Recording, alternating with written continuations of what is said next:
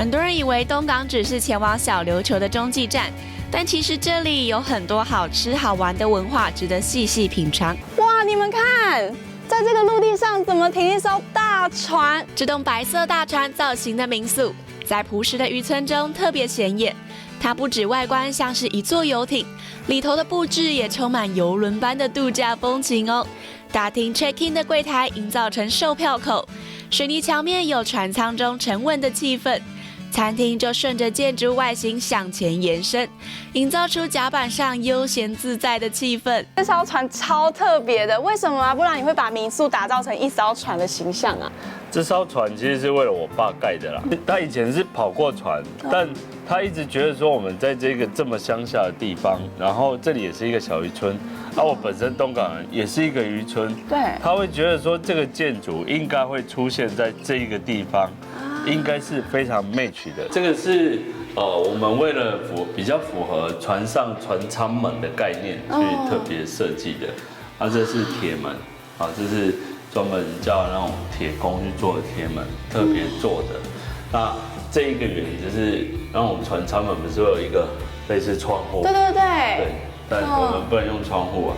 是外面这个形状其实是模拟椭圆的那种船舱这一种，就连门都很像是在船上才看到那种船舱门哦。所以我们先带你过来看一下轮机长室。好，压轴肯定很厉害。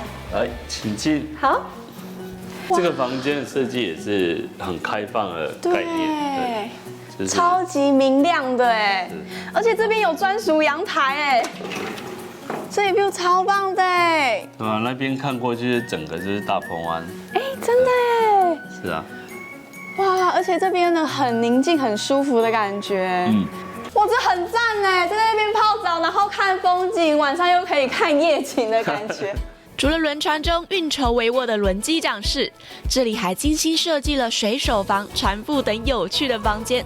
不过最吸引我的还是号称最豪华的船长室啦。180度的视野，前面就是大海了耶！这里天气好，还可以很明显、很清楚的看得到小琉球。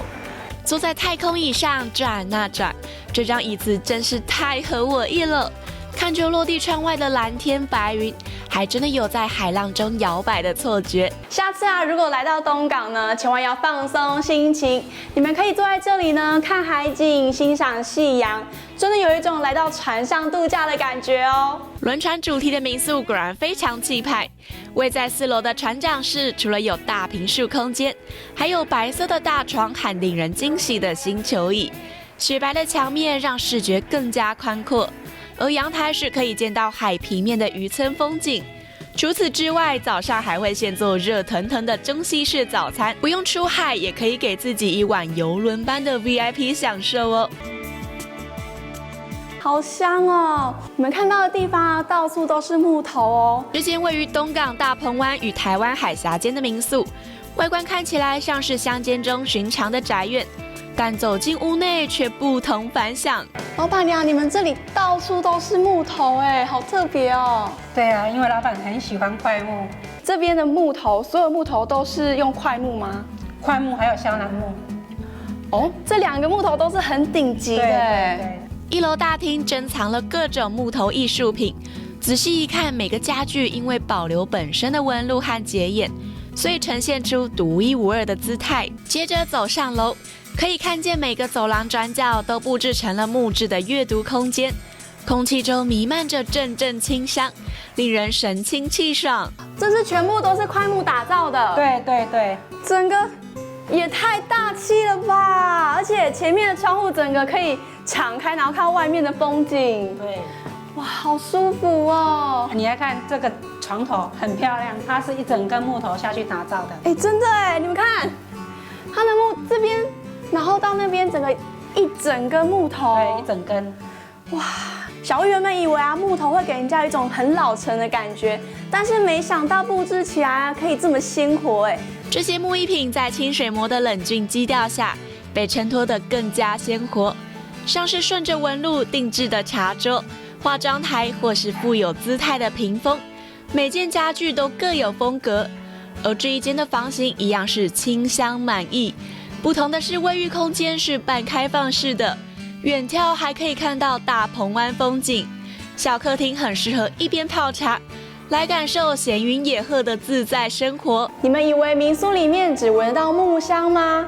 当然不是，还有超精致的下午茶，好清爽哦，而且那个果香味淡淡的，感觉比例你有特别调过哎。真材实料的东西就不一样。有没有？就是要喝真材实料。在这边呢、你不仅可以闻到木香，还有怡文做的这些料理啊，非常的香。好，那小月开动了。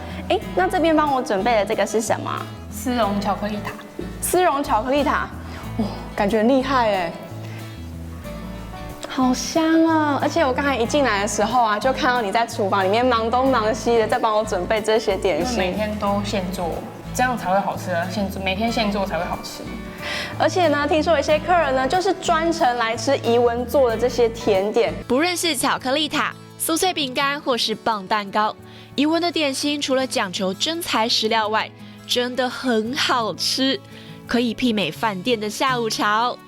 不过听说这个家中还有一位厨艺高手，民宿的隐藏版私房料理开动喽！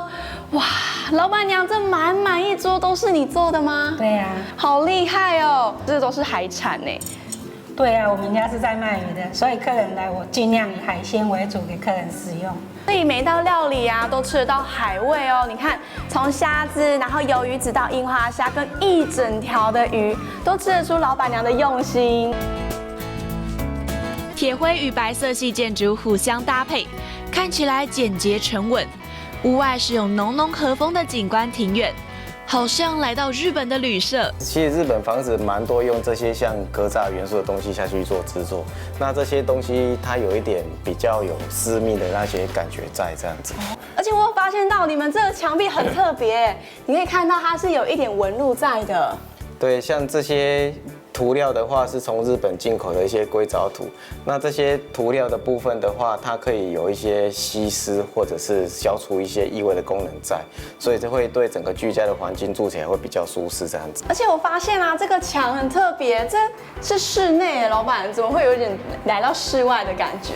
因为这个墙面的话，当初考虑到中间有这个天井，可能会有一些风吹雨打的问题，所以这个墙面把它做成像是室外那个建材的感觉。所以啊，是有考虑到天井的部分，才会在室内呢做这样的墙面，好特别哦！而且呢，这边还有一个庭园小造景，超可爱的。真的来到这里啊，有一种来到日本的感觉。但是这里呢，还是在东港哦，还没有离开到台湾。原来这栋民宿可是非常考究，除了以日式建筑方式设计，就连建材也是从日本运送过来的。一楼是和室空间，上楼后更是让人惊艳。